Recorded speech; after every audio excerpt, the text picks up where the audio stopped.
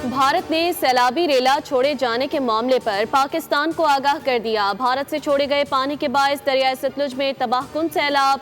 Rawal dam spillways खोल दिए गए। रावल डैम में पानी की सतह 1,75,000 से तजावुज कर गई।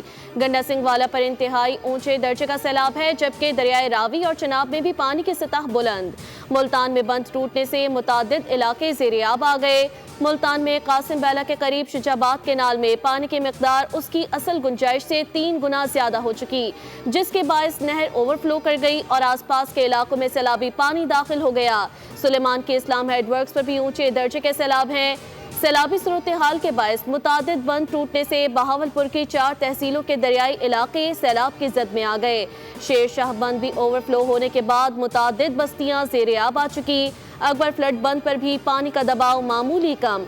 अकबरपुर, बस्ती कोतवाल समेत मुलहका इलाके डूब गए।